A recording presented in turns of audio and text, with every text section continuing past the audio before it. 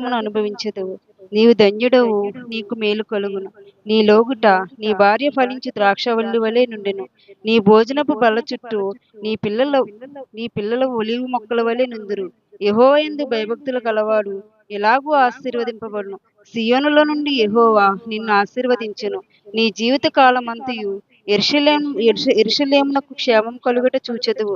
నీ పిల్లల పిల్లలను నువ్వు చూచెదవు. ఇశ్రాయేలు మీద సమాధానం ఉండును గాక. దేవుడి చిన్న వాక్యం దీవించును. వాక్యం చదివి వినిపించినటువంటి బిడ్డను దేవుడు దీవించును గాక. మరి ఈ సమయంలో సాక్ష్యం ఏందా?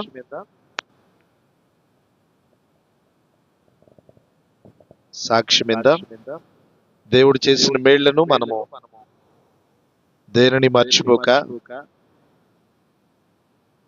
దేవుడు గొప్పవాడు. సాక్ష్యం విన్న తర్వాత దేవుని వాక్యాన్ని మనం క్లుప్తంగా కొద్ది సమయాన్ని మనం పంచుకుందాం.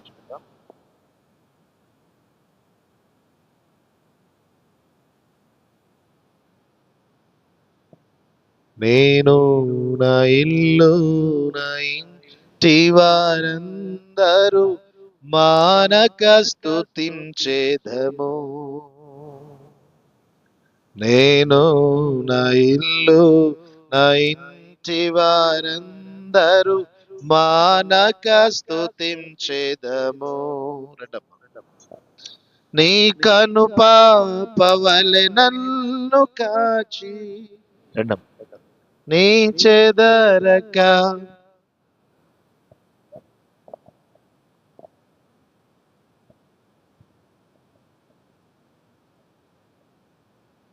దేవుని నామానికి వందనాలు.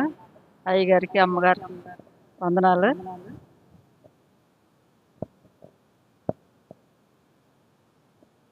కూడి వచ్చిన విశ్వాసులందరికీ వందనాలండి.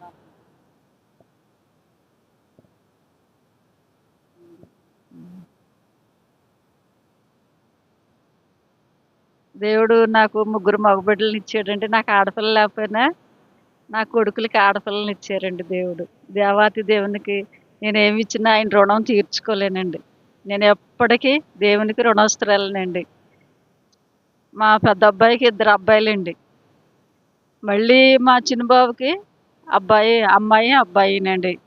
అయితే చిన్నబాబుకి అబ్బాయి అమ్మాయి పుట్టకముందే మా రెండో అబ్బాయికి అంటే చచ్చివెండికి గర్భఫలాలు నిలబడి కాదండి, కానీ దేవుడిని అడిగండి, దేవుడు చక్కని గర్భఫలం ఇచ్చాడండి.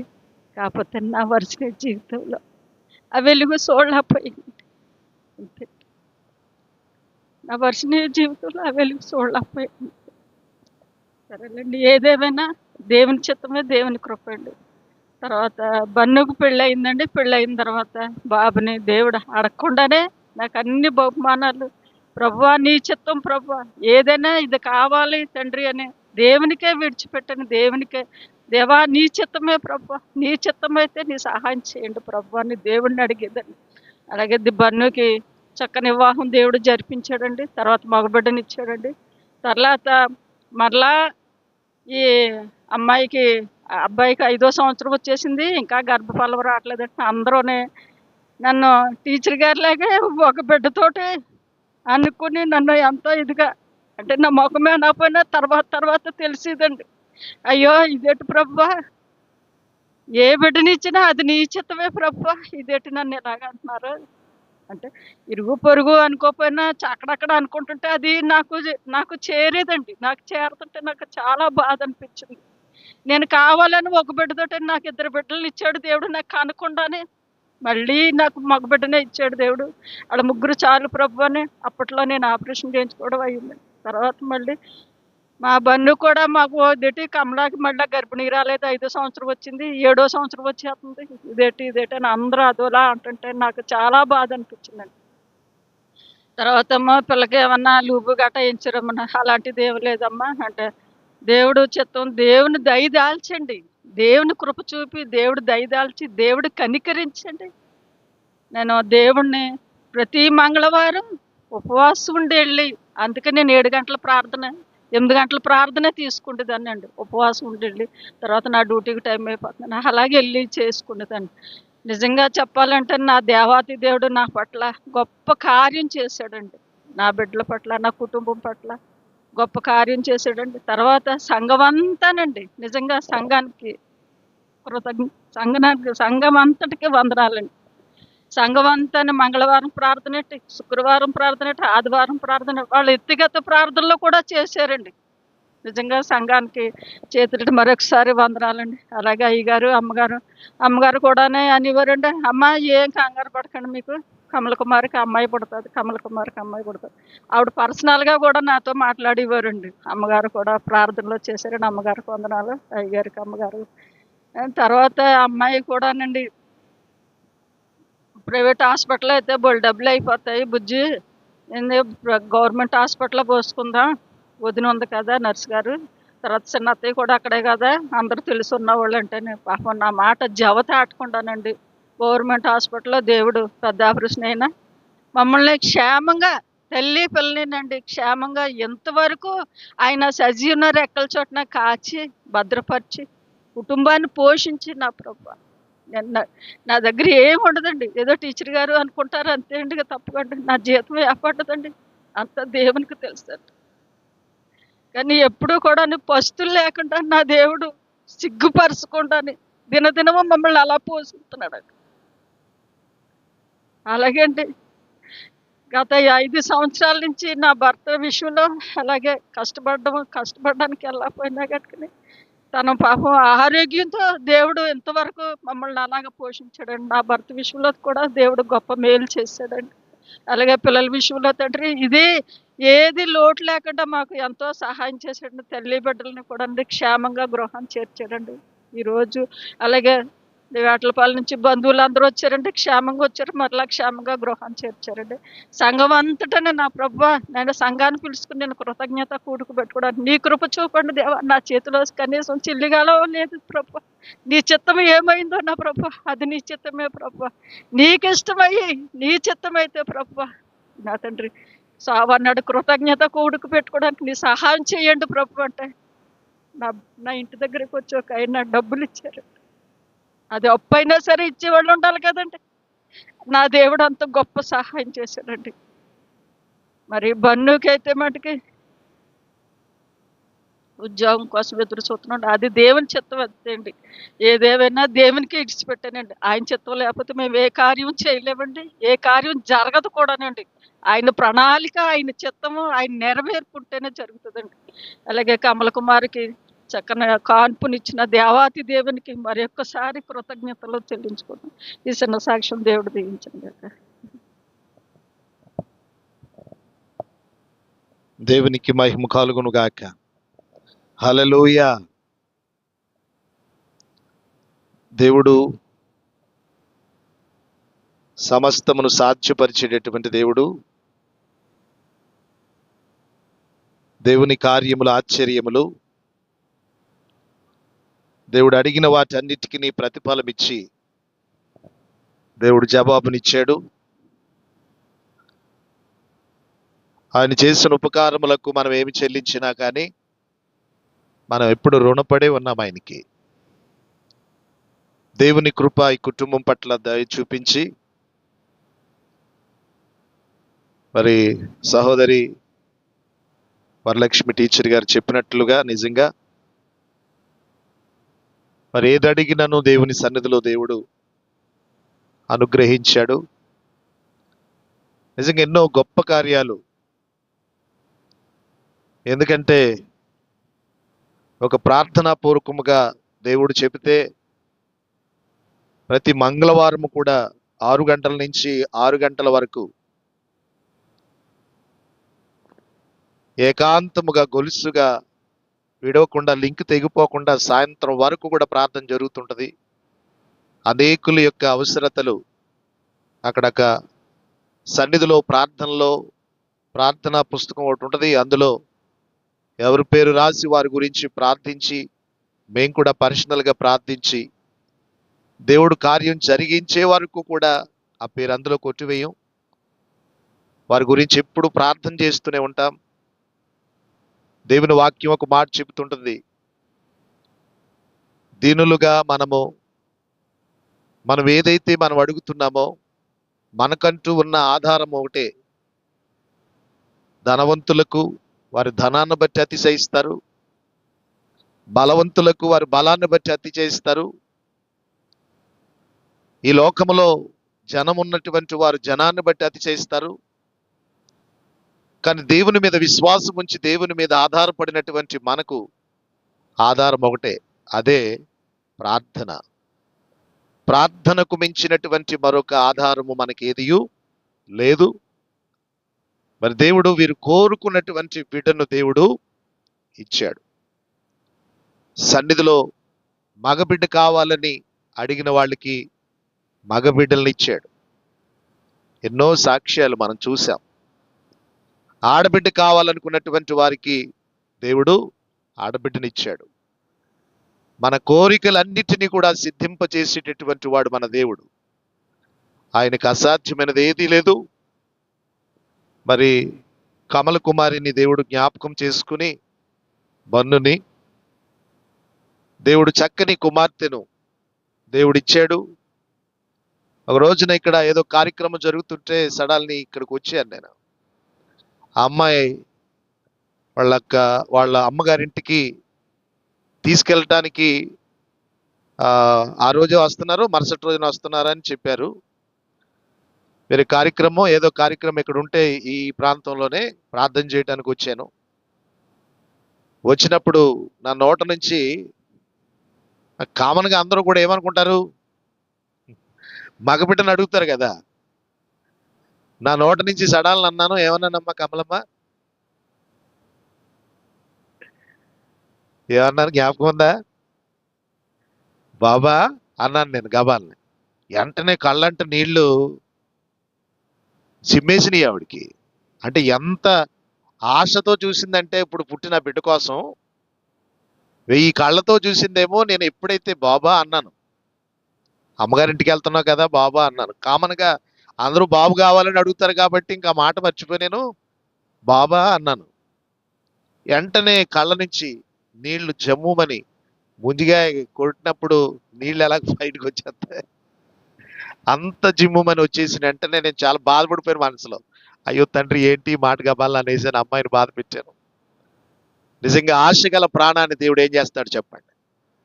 తృప్తిపరుస్తాడు. దేవునికి అసాధ్యమైనది ఏది కూడా లేదు. మరి దేవుడు వారి పట్ల కృప చూపించాడు.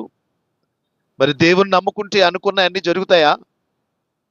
చాలా మందికి వచ్చినటువంటి కొంచెం ఈ మాటలు ఎలా ఉంటాయి, ఏంటి ఆ మాటలు చెప్పండి ఒకసారి. దేవుణ్ణి నమ్ముకున్నప్పుడు మనం అనుకున్న అన్ని జరుగుతాయంటారా? మనం మొక్కుకుంటే దేవుడు ఖచ్చితంగా తీరుస్తాడా? మనం ఏదైనా అడిగితే దేవుడు మనకి ఇస్తాడా? మనకున్న ప్రశ్నలు ఇయ్యే. ప్రతిరోజు కూడా మనకి ఏదో ఒక ప్రశ్న మనకు ఎదురవుతుంటుంది. మనం అడుగుతున్నామే కానీ ఇస్తాడా ఇవిడ? మనం కోరుకుంటున్నాము కానీ ఆ కోరిక తీరుతుందా తీరదా? మనం ఆశిస్తున్నాము కానీ మనకు దొరుకుతుందా దొరకదా? మనం నమ్ముతున్నాము కానీ నమ్మకాన్ని బట్టి దేవుడు ఇస్తాడా ఇవిడ? ఇలాంటి అనుమానాలు అన్నవి మనకి ఒక పెనుబొత్తులాగా లోపల గులికేస్తా ఉంటుంటది. కొమ్మర పురుగులాగా జరుగుతుందా జరగదా, అవుతుందా అవుదా, నిజమా కాదా, అవునా కాదా, ఇలాగ రకరకాలైనటువంటి మనస్సులో అనేకమైనవి మెదులుతుంటాయి అనుమానాలతో. కానీ దేవుని యొక్క వాక్యం చెబుతుంది పరిశుద్ధ గ్రంథములో 37వ కీర్తన 5వ వచనములో ఈ మాట ఈ విధంగా చెప్తాడు.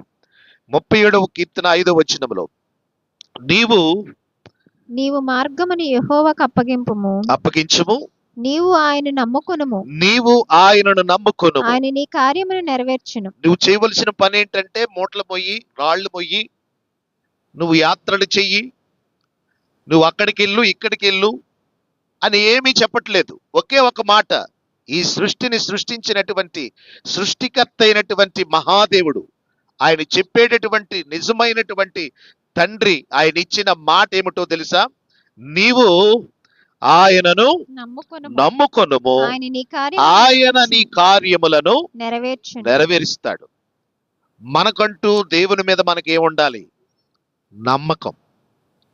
మనం చేసేటటువంటిది ఏ పని చేసినా కానీ నమ్మకంతో చేయాలి.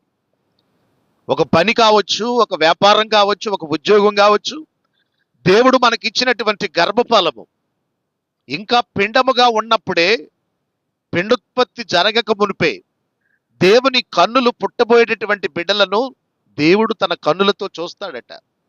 చూచి అసలు రూపురేఖలన్నవి తీర్చిదిద్దేటటువంటి వాడెవరు? దేవుడే.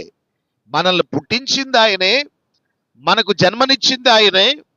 మనం కోరుకున్నటువంటి బిడ్డలను అడిగితే ఖచ్చితంగా దేవుడు ఆ బిడ్డలనే దేవుడు మనకిస్తున్నాడు. నువ్వు చేయవలసిన పని అంటూ ఇంకేం బరువు మోయక్కర్లేదు, కానీ దేవుని మీద నువ్వేముంచాలి? నమ్మకం ఉంచు. నువ్వు ఎప్పుడైతే నమ్మకం ఉంచుతావో అప్పుడు నీ కార్యములను దేవుడు నెరవేరుస్తాడు. వీళ్ళొక ఆశ పడ్డది పాపం అమ్మాయి కమల కుమారి గారు ఆశించింది. ఎవరు కావాలని? అమ్మాయి కావాలని. అంటే అబ్బాయి వద్దనా అని అంటే దేవుడు ముందు ఏం చేశాడు? మనం ఒక కలరు చారీ కొనుక్కున్నారు, మీరు ఎక్కువ ఆడవాళ్ళు ఉన్నారు కాబట్టి దాని మీద చెప్తాను. ఒక కలర్ చారీ కొనుక్కున్నారు, లేదా కలర్ షర్ట్ కొనుక్కున్నారు అబ్బాయిలు. మరలా నెక్స్ట్ కొనుక్కునేటప్పుడు సేమ్ వాటినే కొనుక్కుంటారా? అదే కలర్ కావాలనుకుంటారా? అదే మోడల్ కావాలనుకుంటారా? మనకున్నటువంటి కంటికున్నటువంటి ఈ ఇష్టం ఏంటంటే ఉన్నదాన్ని మరలా అది కాకుండా మరొకటి ఏదైనా ఉంటే బాగుంటుందని ఒక ఆశ మనకు, అంతే కదా. అది మంచిది కాదు, ఇది మంచిది కాదని కాదు. ఆడబిడ్డ అంటూ ఉంటే ఎప్పుడైనా ఖచ్చితంగా మనకి ఏ విధమైనటువంటి తోడైనా ఉంటుందేమో. తల్లికి తోడు ఆడబిడ్డని, తండ్రికి తోడు కొడుకని, ఇలా కొంతమంది ఇలా భావిస్తూ ఉంటుంటారు. కానీ ఏమీ లేనటువంటి స్థితిలో మనకు ఉన్నటువంటిది మనకంటూ కావలసింది ఒకటే. అదేంటి? ఏమీ లేనప్పుడు మనకు ఉండవలసింది ఏంటి? దేవుడు మనం అనుకున్నది దేవుడు మనకి ఇస్తాడని నమ్మకం ఉండాలంతే. అదే నమ్మకంతో ప్రభు సన్నిధిలో ప్రార్థన చేశారు. ఆమె కూడా ప్రార్థన చేసుకున్నారు. వారి అత్తయ్య గారు కూడా, ఆవిడ ప్రతి మంగళవారం కూడా బన్నుకి తన భార్యకు దేవుడు ఆడబిడ్డనివ్వాలని ఖచ్చితంగా స్పష్టంగా చెప్పుకున్నారు సన్నిధికి వచ్చి. మనం కూడా ఒక రోజున మనము ఏది అడిగినా కానీ దేవుడు మనకి ఇస్తాడు కాబట్టి మనం అడిగేటటువంటిది ఎలా ఉండాలి? స్పష్టంగా ఉండాలి. ఎలా ఉండాలి? మగబిడ్డ, ఆడబిడ్డ, ఏదో బిడ్డని ప్రభువా అంటే ఏదో బిడ్డని ఎలాగిస్తాడు. కానీ మనం ఆశించినది మనకు దొరకటానికి నువ్వు ఆశ కలిగిన ప్రాణం దేవుడు తృప్తిపరుస్తాడు.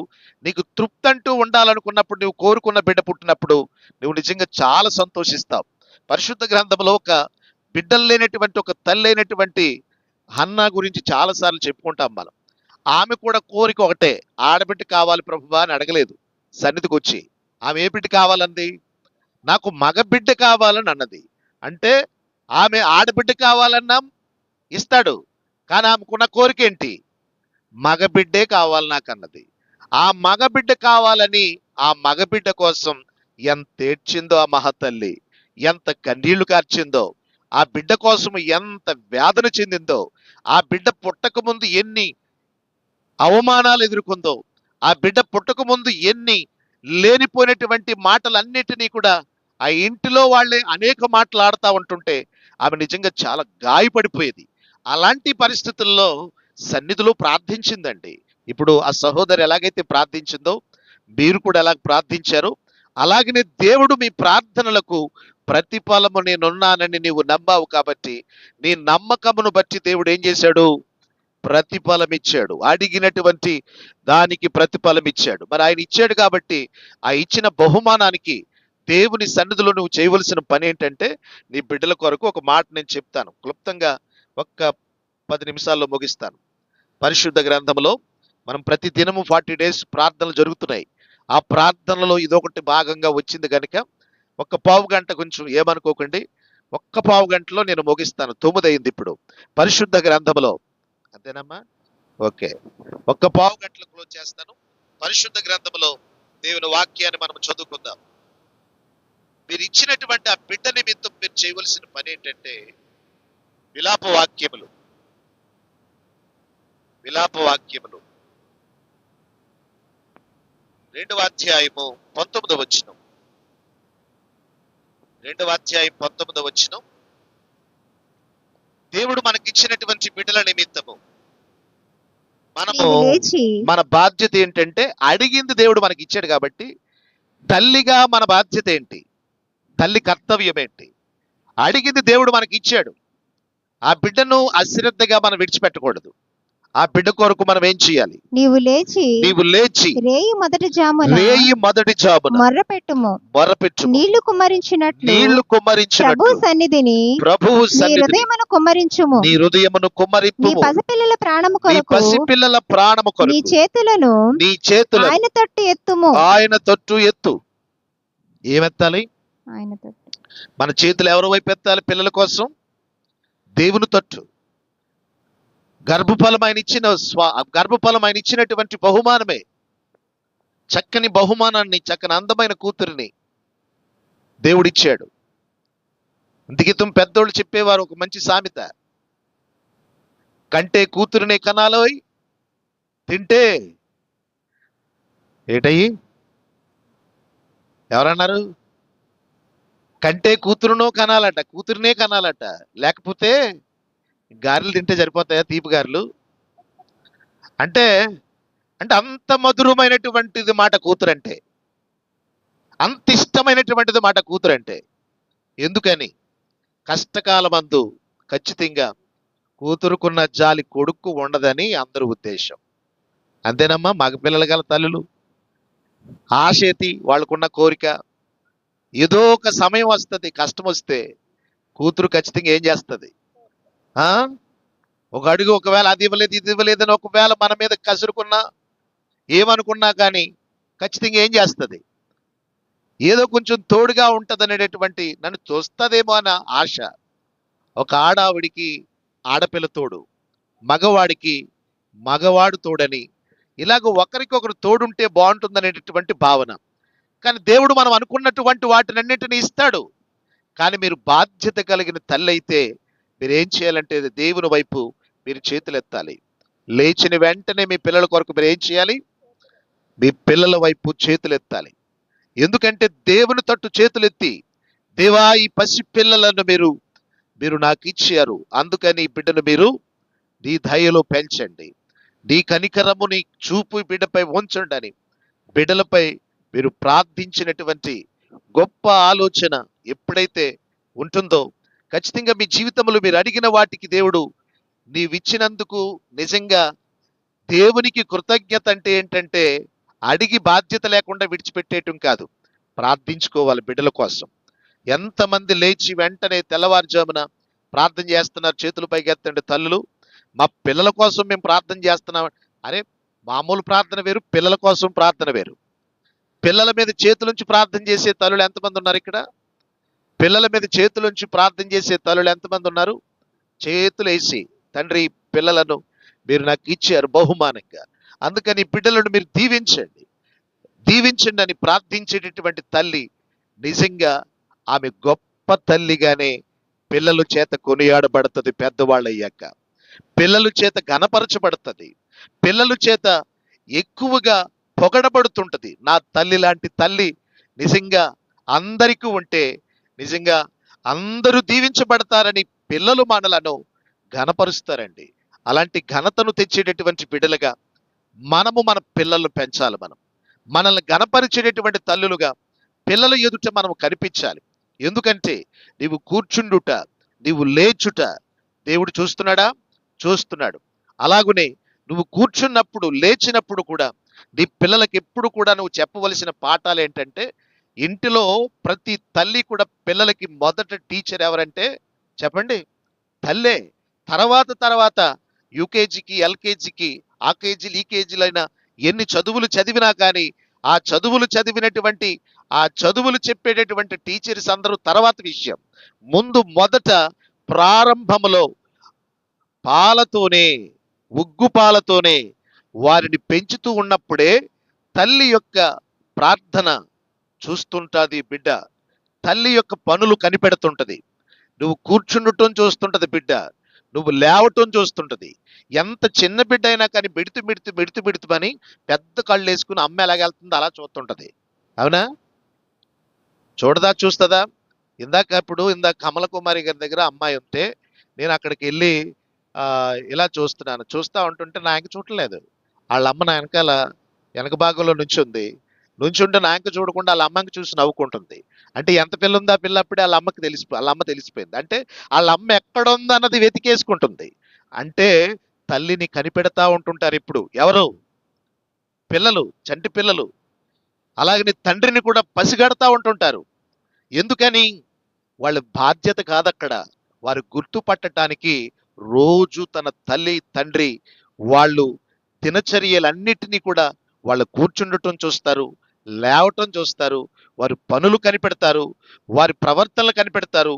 అందుకే పిల్లలు ఎదుట మనం ఎప్పుడు కూడా ఎలా ఉండాలంటే జాగ్రత్తగా వాళ్ళకి మనము ప్రార్థించేటటువంటి తల్లులుగా మనం ఎప్పుడైనా కనబడుతున్నామా లేదన్నది జాగ్రత్తగా పిల్లల పట్ల మనం బాధ్యత కలిగి ప్రార్థించేటటువంటి తల్లిగా మనం ఉండాలి. హన్నా నిజంగా అడిగిన తర్వాత ప్రార్థించేసి విడిచిపెట్టలేదామే. ప్రార్థించేసి బిడ్డను పొందేసుకుని ఇంకంతటితో అయిపోయింది, దేవునికి నాకు బాయ్ టాటా అని దేవునికి చెప్పేసి విడిచిపెట్టలేదు. ఆమె ఏం చేసింది తెలుసా? అతడు పాలు విడిచిన వెంటనే కొడుకుని సన్నిధిలోనికి తీసుకువెళ్ళి దేవుని సన్నిధిలో సమర్పించింది. సమర్పించటమే కాకుండా మాటి మాటికి వెళ్ళి నా కొడుక నా ఎంటర్ చేయి అనలేదు.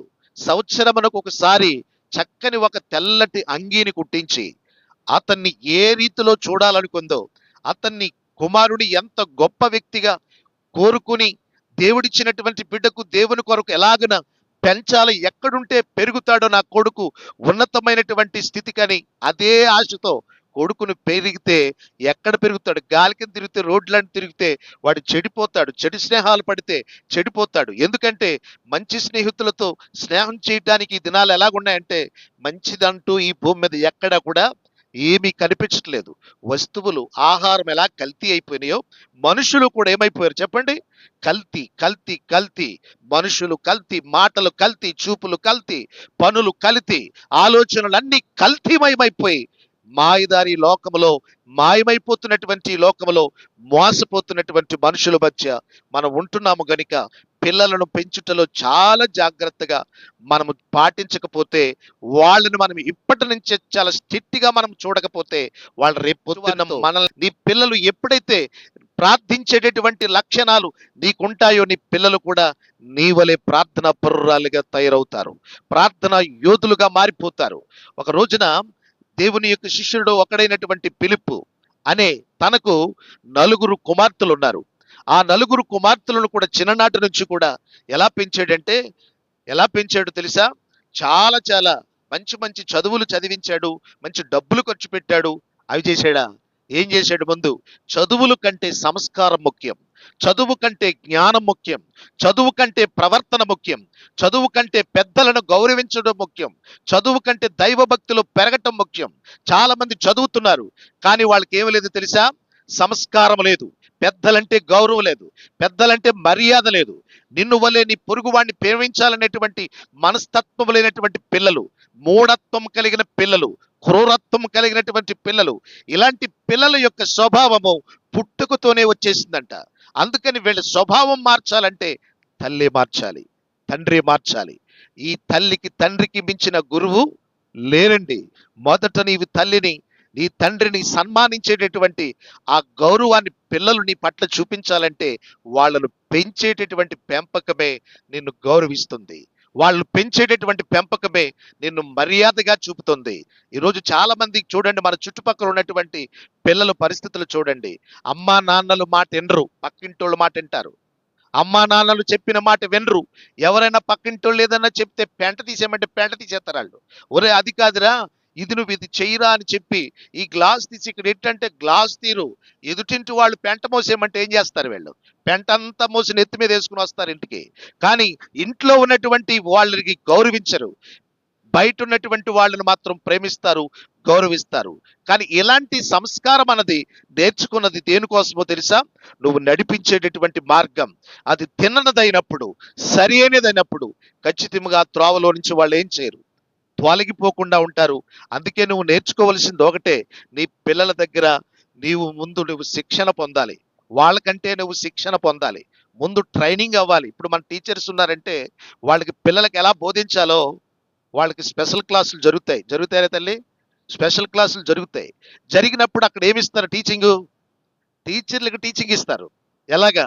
పిల్లలకి టీచింగ్ ఎలాగివ్వాలో టీచర్లకి టీచింగ్ ఇస్తారు, అంతే కదా. ఈరోజు పాస్టర్లు ఉన్నారు, నేనే ఉన్నాను.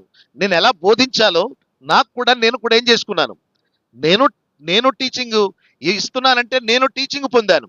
అంటే ప్రసంగాన్ని ఎలా చేయాలో, ప్రసంగ శాస్త్రం ఏంటో, అసలు దానిలో ఉన్నటువంటి ఎత్తు పల్లాలేంటో, అసలు లోతేంటో ఎత్తేంటో విషయాలను పరిశుద్ధ గ్రంథంలో ఉన్నటువంటి 66 పుస్తకాలలో ఉన్నటువంటి ప్రత్యేకతలను గురించి అనేకమైనటువంటి నిగూఢమైనటువంటి సంగతులను తెలుసుకుంటేనే కానీ ఎదుటి వ్యక్తులకు బోధించలేం. అలాగే నీ పిల్లలకు నువ్వు బోధించాలంటే ముందు నువ్వు నేర్చుకోవాలి, అంతేనా?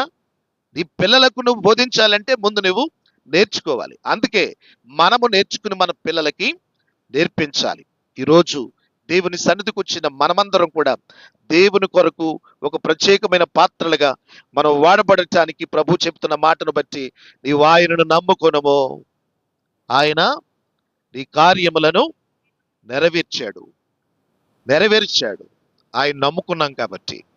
బన్ను మంచి ప్రార్థనాపరుడు, తన భార్య కూడా మంచి ప్రార్థనాపరురాలు, తన అత్త, తన ఇంటిలో వాళ్ళందరూ కూడా చక్కగా దేవుని మీద విశ్వాసం కలిగినటువంటి వ్యక్తులుగా ఉన్నారని దేవుడు చూచాడు కాబట్టి వారి కోరికలను దేవుడు నెరవేర్చాడు, కోరికలను తీర్చాడు, ఆశలు తీర్చాడు, ఆశ గల ప్రాణమును తృప్తిపరిచాడు.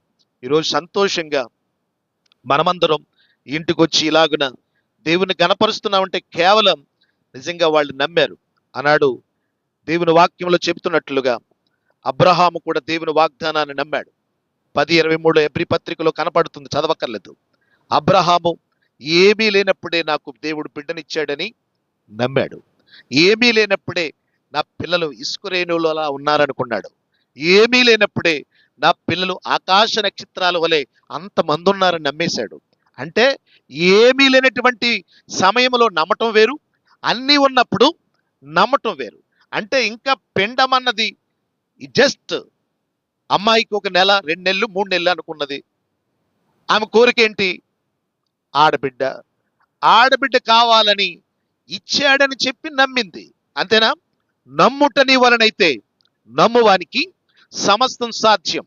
ఎవరు నమ్మినా కానీ వాళ్ళకి సాధ్యమే. వాళ్ళు వీళ్ళని ఏమీ లేదు, నమ్మిన ప్రతి వారికి కూడా దేవుడు ఏం చేస్తాడు? ఆశను తీరుస్తాడు, అడిగింది ఇస్తాడు. అబ్రహామును కూడా దేవుడు అలాగనే అబ్రహాముకు చెప్పినటువంటి వాగ్దానాల వలె 8,000 వాగ్దానాలు పరిశుద్ధ గ్రంథంలో ఉన్నాయి. ఎన్ని వాగ్దానాలు? తన ప్రజలకు 8,000 వాగ్దానాలు దేవుడిచ్చాడు. నీకు ఇస్తానన్నాడు. 8,000 వాగ్దానాలు బైబిల్ గ్రంథంలో, పరిశుద్ధ గ్రంథంలో లిఖితమై ఉన్నాయి. 8,000 వాగ్దానాలను దేవుడు ఏం చేశాడు చెప్పండి? ఎవరైతే నిరాశలో ఉన్నారో అడిగింది దేవుడు. 8,000 మందిలో అబ్రహాం ఉన్నాడు, 8,000 మందిలో హన్నా ఉన్నది, 8,000 మందిలో దేవుడు అడిగినటువంటి వాళ్ళందరిలో దావీదు ఉన్నాడు, యేషేపు ఉన్నాడు, దానియేలు ఉన్నాడు. ఇలాగన భక్తులైనటువంటి వారు అనేకులు దేవుణ్ణి వరమడిగి, దేవుణ్ణి జ్ఞానమడిగి పొందుకున్నటువంటి వారు ఎందరో ఉన్నారు. అందులో నువ్వు నేను కూడా ఉన్నాం. అదే మనకున్నటువంటి దేవుని మీద ఉన్న నమ్మకం. ఆ నమ్మకాన్ని బట్టే దేవుడు మీరు అడిగింది దేవుడు మీకు, వారు అడిగింది వారికి ఇచ్చాడు, మీరు అడిగింది మీకు ఇచ్చాడు. నేను అడిగింది దేవుడు నాకు ఇచ్చాడు, మీరు అడిగింది దేవుడు మీకు ఇచ్చాడు. ఎవరు అడిగినా కానీ దేవుడు మనందరికీ కూడా ఇచ్చేవాడే. కనుక నమ్మిన ప్రతి వారు కూడా వెనుకకు పోకండి. విశ్వాసంతో, దేవుని మీద నమ్మకంతో మన పిల్లల్ని చాలా స్ట్రిక్ట్గా పెంచండి. ఎందుకంటే ఏమండోయ్, ఇంత క్రితం కుక్కలు ఉన్నాయి జాగ్రత్త అనేవారు అందరూ కూడా. ఎవరున్నారు? కుక్కలు ఉన్నాయి జాగ్రత్త అని బోర్డులు పెట్టుకునేవారు. కుక్కలకి ఎవరు భయపడతలేదు, కరిస్తే ఆటలనే కరిచేస్తున్నారు వీళ్ళు. కానీ ఇప్పుడు మనము బోర్డు పెట్టుకోవాలి ఇంటికాడ. ఇప్పుడు కూడా పిల్లలున్నారు జాగ్రత్త, మా దయ్యం అంటుంది. ఎవరున్నారు జాగ్రత్త? పిల్లలున్నారు జాగ్రత్త. అంటే నోరు కాసుకో. ఏం కాసుకోవాలి? పిల్లలు ఉన్నప్పుడు నోరు కాసుకో. నోరు కాసుకోకపోతే ఒక రోజున నీ నోరు మూయించేత్తరాళ్లే. అందుకని పిల్లలు ఉన్నప్పుడు చాలా జాగ్రత్త మాట్లాడాలి. నువ్వు బూతులు మాట్లాడుతుంటే ఖచ్చితంగా నీ పిల్లలు ఏం మాట్లాడతారు? బూతులే మాట్లాడతారు. నువ్వు పాటలు పాడుతూ ఉంటుంటే నీ పిల్లలు ఏం పాడతారు? పాటలే పాడతారు. ఏసై పాటలు పాడుతూ ఉంటుంటే వాళ్ళు ఏ పాటలు పాడతారు? ఏసై పాటలే పాడతారు. సినిమా పాటలు పాడుతూ ఉంటుంటే వాళ్ళు ఏ పాటలు పాడతారు? ఈ మధ్యకాలంలో కొంచెం ఇంకా నడక రాందే, ఓ ఈ పిల్లలు వేసేస్తున్నారండి, ఈ డీజిల్ సౌండ్ వేస్తా ఉంటుంటే ఇంట్లో మంచం మీద కూడా నుంచుని కట్టేస్తా ఉన్నారు, డాన్సులు కడతా ఉంటుంటే ఓ ఎలా ఎగిరేస్తుందని వాళ్ళ అమ్మ కూడా ఉత్సాహం వచ్చేసి ఆ పిల్లతో పాటు ఈవిడ కూడా ఎగిరేస్తా ఉంటుంటే మా అమ్మ ఎగురుతుంది నేను ఎగరు నాకేటని సమయం సందర్భం వచ్చిన తర్వాత ఆ పిల్ల ఏం చేస్తుంది, నువ్వు ఒక ఎగిరి ఎగురుతుంటే ఆ పిల్ల 4 ఎగురులు ఎగురుతుంది. అంతేనా? నువ్వు నువ్వు నీ కొడుకు ఒక ఎగురు ఎగురుతుంటుంటే తండ్రి ఒక ఎగురు ఎగురుతా ఉంటుంటే కొడుకు ఎన్ని ఎగురులు ఎగురుతాడు? మాట్లాడవారా? రే అసే ఎన్ని వేస్తున్నాను? ఆడు అస్సలు డాన్స్ చేయడు, ఆడు శాస్త్రవేత్తాడు. ఎందుకంటే దేవుడు మనకిచ్చినటువంటి పిల్లలను మనం ఎలా పెంచాలి? ప్రార్థనతో, విశ్వాసంతో, నమ్మకంతో, భక్తితో, శ్రద్ధతో మన పిల్లల్ని చాలా స్ట్రిక్ట్గా పెంచండి. ఈ దినాలు మంచివి కావు. ఎందుకంటే పిల్లలందరూ కూడా వరస్ట్ ఫెలోస్ కింద తయారైపోయారు. ఏ ఫెలోస్ అమ్మాయి? వరస్ట్ ఫెలోలు. భయం లేదండి, అమ్మ నాన్న అంటే భయం లేదు, మాస్టర్ అంటే భయం లేదు. నేను ఒక క్లిప్పింగ్ చూశాను మొన్న, ఒకటి వీడియో TV5లోనో దేంట్లోనో కానీ, ఒక హెచ్ఎం గారు హై స్కూల్లో వాళ్ళు ఎంత చెప్పినా కానీ పిల్లలకి చదువు రావట్లేదట. పై అధికారులు వచ్చేమో టీచర్స్ని ఏం చేస్తున్నారు, ఏం చదువులు చేర్పిస్తున్నారు, అసలు వీళ్ళకి ఏమొస్తున్నా ఏంటి రావట్లేదని చెప్పి వాళ్ళేమో వీళ్ళని తిడుతున్నారు. పై అధికారులు వచ్చి ఎంత చెప్పినా కానీ, బరోమని ఏడ్చినా కానీ, టీచర్లు మాస్టర్లు చెప్పినా కానీ ఆలకించకపోతే వీళ్ళందరినీ కూడా ప్రేయర్కి పిలిచాడు, ప్రేయర్ హాల్లో. అంటే పొద్దున్నే ప్రేయర్ జరుగుతుంది కదా, జరుగుతుందమ్మా బంగారాలు. ప్రేయర్కి వెళ్ళిపోతుంటాం. వెళ్ళిపోయిన తర్వాత అక్కడ వాళ్ళందరిని అడిగాడు, మీరు నా లోపమో మీ లోపమో నాకు తెలియట్లేదు, అసలు చదువు చెప్పినా కానీ ఎంత చెప్పినా కానీ మీకు ఎక్కట్లేదు, ఎంత చెప్పినా కానీ భయం ఉండట్లేదు, అసలు మా లోపమా మీ లోపమా అని అంటే వాళ్ళు అంటున్నారు, మాదండి లోపం అని అంటలేదు, మీదే అన్నారు అందరూ. ఏమన్నారు? మాది లోపమా మీది లోపమా అని అంటేటప్పటికి పిల్లలందరూ ఏమన్నారు? ఒక్కసారి మీదే లోపం అన్నారు. అయితే నాది లోపం అయితే నేను తప్పు చేసిన వ్యక్తిని కాబట్టి అని గుంజీలు తీసేస్తున్నాడు. పైనుంచి కిందకి చేతులు పట్టుకుని గుంజీలు తీస్తా ఉంటుంటే పిల్లలందరూ కూడా చూచి వెంటనే వాళ్ళ హృదయాలు ఏమైపోయినాయి, అయ్యి బాబోయ్ మా హెచ్ఎం గారు ఏం చేస్తున్నాడు, గుంజీలు తీస్తున్నాడు, తప్పు మేము చేసాం, ఆయన తప్పు చేసినట్లుగా ఆయన గుంజీలు తీస్తున్నాడు కాబట్టి వద్దు మేము ఈ కాడి నుంచి జాగ్రత్తగా చదువుతాం, వద్దు గుంజీలు తీయొద్దు అని పిల్లలు కేకలేస్తా అంటే వీడు గోళీలాట ఆడొద్దని చెప్తాను మరి. అవునా? వీడు ఈదులాట తిరగొద్దని చెప్తాం మరి. అందుకని వీడేమంటాడు, పక్కకి వెళ్ళిపో, వచ్చేసాడు రా ఎవరు, మళ్ళీ సడాల్ని ఎదురైపోతే ప్రైజ్లాడయ్య గారు అంటాడు. పక్కన కనపడితేనేమో, కనబడకపోతే ఒకలాగా, కనబడిన వెంటనే మళ్ళీ ఏమంటాడు, ప్రైజ్లాడండి. పిల్లలు కూడా ఈరోజు నటన ఎక్కువైపోయింది. పెద్దోళ్ళు ఎలాగా చెప్తున్నారు చెప్పట్లేదు నాకు అనవసరం, కానీ చిన్న పిల్లలు ఈ ఈడి పిల్లలు ఒకసారి లేకుంటారు మీరు, వీళ్ళు మంచివాళ్ళు, వీళ్ళు అల్లరి అసలా చేయలేదు, ముందుకు వచ్చి కూర్చున్నారు. వెరీ గుడ్ నాన్న, ల్యాండ్ పైకి ల్యాండ్. ఈ ఈడి పిల్లలు వీళ్ళకి ఏం తెలుసండి పాపం, ఏం తెలియదు కదా. వాళ్ళు అలా తయారవటానికి గల కారణం మీరు కాదు రోయ్. ఇలాంటి పిల్లలు ఇలాగ తయారవటానికి గల కారణం ఎవరో తెలుసా? ఆ పాపం అంతా మీదే. ఎందుకని? వాళ్ళని క్రమశిక్షణలో పెంచట్లేదు మీరు, కన్ను వదిలేశారు అంతే. ఏం చేశారు? ఆడికి తలకు నూనె ఉండదు, ఆడిని పొద్దున్నే స్నానం చేయనివ్వు, నీ గొడవ నీదే, మీ ఆయనకి నీకు ఎప్పుడు గొడవే, వీళ్ళని పట్టించుకుంటే కదా. మీ ఆయన ఎక్కడ పోతున్నాడో ఏం చేస్తున్నాడో ఈ పిచ్చే ఎక్కువ నీకు. పిల్లల పరిస్థితులు ఏంటి, అసలు వీళ్ళ గొడవ ఏంటి, వీళ్ళకి తలకు నూనె ఉన్నదా లేదా, వీళ్ళకి డ్రెస్ బాగుందా లేదా, స్నానం చేశారా, పళ్ళు తోమారా లేదా, వీళ్ళకి టిఫిన్ ఉండానా లేదా, వీళ్ళని పెందల కాడే తయారు చేసి స్కూల్కి పంపించానా లేదా, వీళ్ళ పరిస్థితి ఏంటి, ఆదివారం వచ్చింది సండే స్కూల్కి పంపిస్తున్నానా లేదా, సండే స్కూల్ కూడా ఆడు తలదూకోడు, కాళ్ళన్నీ మట్టి, ముఖమంతా పాసిముఖం, తలెరబోసుకుని పిచ్చోడి కింద వస్తాడు. ఇలా చేసేవంటే మా అమ్మండి పట్టించుకోదండి అంటున్నాడు ఒకడు. ఏం చేస్తుందంటే మా అమ్మ నాన్న ఇప్పుడు గొడవ తప్ప మా గొడవ ఉండదండి అంటున్నాడు. పిల్లలిచ్చిన ఫీడ్బ్యాక్ నాకు అది. అంటే ఈరోజు పిల్లలను పెంచటంలో చాలా జాగ్రత్తగా ఉండాలిరా తల్లి, లేకపోతే పిల్లలు ఎలా తయారవుతారో తెలుసా? నీకు మేకై కూర్చుంటారు. ఆ తర్వాత మా కుర్రోడు నా మాట వింటలేదు అయ్యగారు, నా కుర్రోడు నా మాట వింటలేదండి, నా మాట అంటేనే కిట్టట్లేదండి. కూర్చో బాబు. నా మాట అంటేనే కిట్టట్లేదంటే కిట్టకపోవటానికి గల కారణం వాడు నీ కిట్టేటట్లుగా నువ్వేం చేయలేదు, మొట్టిగా లేదు వేసే టైంలో. ఇప్పుడు వేసావనుకో నిన్నే కొట్టేస్తాడు. ఎందుకంటే తాడి చెట్టు అంత పిల్లలైపోయారు. అయిపోయినప్పుడు మనల్ని తన్నుతారు ఇప్పుడు. అందుకని మొక్క వంగనదే మాన ఎప్పుడు కూడా వంగదు. అది మొక్కగా ఉన్నప్పుడే, చిన్నవాడిగా ఉన్నప్పుడే వాడిని జాగ్రత్తగా కంట్రోల్లో పెట్టాలి, భక్తితో పెంచాలి, విశ్వాసంతో నడిపించాలి. ఆడపిల్లలైనా మగపిల్లలైనా చాలా జాగ్రత్తగా మనం పెంచగలిగినప్పుడు అలాంటి బిడ్డల కొరకు మీరు చేయవలసిన పని ఏంటంటే రేయి మొదటి జామున మీరు ఏం చేయాలి? ప్రార్థన చేయండి. వేకువ జామున లేవండి, ప్రార్థన చేయండి. పెందల కడనే లేవండి, ప్రార్థించండి. మీ పిల్లలు ఎంతమంది ఉన్నారు అంతమంది మీద కూడా చేతులు ఉంచండి. ప్రభువా బిడ్డలను ఆశీర్వదించండి అని ఈ దినం నుంచి మీరు ప్రారంభించండి. మీ పిల్లలు పెరిగి పెద్దవాళ్ళు అయినప్పుడు ఒకటే సాక్ష్యం చెప్తారు, అమ్మని నిలబెట్టి. ఏమని తెలుసా? నా తల్లి లాంటి తల్లి ఎవరికి లేదు, నా తల్లి వలనే నేను ఇంత గొప్ప వ్యక్తిని అయ్యానంటాడు, నా తల్లి వలనే ప్రయోజకుడిని అయ్యానంటాడు. ఘనతంతా నీకే వస్తుంది, సన్మానం అంతా నీకే వస్తుంది. ఆ విలువైనటువంటి ఆ వాక్కులన్నీ కూడా బిడ్డ ద్వారా నువ్వు ఘనపరచబడతావు, సంతోషిస్తావు. అంతేకాని అమ్మ లెక్క చేస్తలేదండి, అమ్మను పట్టించుకుంటలేదండి, ఇలాంటి మాటలు రాకుండా ఉండాలంటే బాలుడు ఎప్పుడు కూడా పుట్టుకతోనే వాడి స్వభావం మారాలంటే ఏం చేయాలి? వాడి స్వభావం మారాలంటే, మూఢత్వం పోవాలంటే వాళ్ళని మనం ప్రార్థనా పరులుగా మనం ఏం చేయాలి?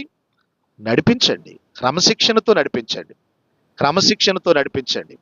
జాన్ వెస్లీ తల్లి నిజంగా బిడ్డలందరి కొరకు పెందల కడని లేచి ఏం చేసిందంటే తెలుసా? ఒక్కొక్క కొడుకు మీద చేతులు వచ్చి ప్రార్థన చేసేదంట సూసన్న వెస్లీ. అంత అద్భుతమైనటువంటి తల్లిని బట్టి వాళ్ళు పెద్దవాళ్ళయి గొప్ప విలువైన వ్యక్తులుగా తయారైపోయిన తర్వాత వాళ్ళు ఇచ్చే స్టేట్మెంట్ ఏంటో తెలుసా? పబ్లిక్ గా ప్రజల్లో ఉన్నత స్థితికి ఎదిగిన తర్వాత తల్లిని మర్చిపోలేదు, ఉన్నత స్థితికి ఎక్కిన తర్వాత తల్లిని ఏమాత్రం కూడా అవమానపరచలేదు. తల్లిని గౌరవించారు, తల్లిని ప్రేమించారు, తల్లి పట్ల దయ చూపించి తల్లిని ఘనపరిచినటువంటి బిడ్డలుగా బిడ్డలు ఎంతగానో తల్లిని బట్టి ఆనందించి ముసలివాళ్ళైపోయినా కానీ తన తల్లి ఎంత ఆప్యాయత చూపిందో మర్చిపోగలడా కొడుకు కూతురైనా?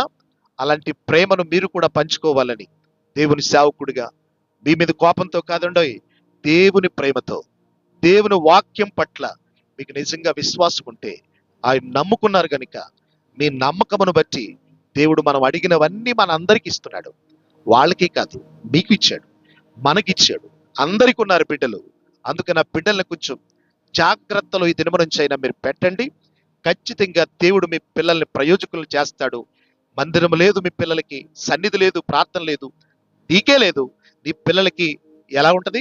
అందుకని నీ జీవితానికి ఒక విలువైనటువంటి ఒక మార్గమునిచ్చిన బాటలో నడిపించాలని కోరుతూ ఈ మాటలు మీకు తెలియపరుస్తున్నాను. ఈ మాటలు మీ జీవితాల్లో నెమరు వేసుకునటానికి చిన్న ప్రార్థన. మీరు ఎక్కడున్న వాళ్ళు అక్కడే ఒకసారి మోకాళ్ళు వేయండి, మోకాళ్ళు వేయండి. మోకాళ్ళు అంటే మేమేం తప్పు చేసాం బాబయ్య అనకండి, మనం నిజంగా తప్పే చేశాం.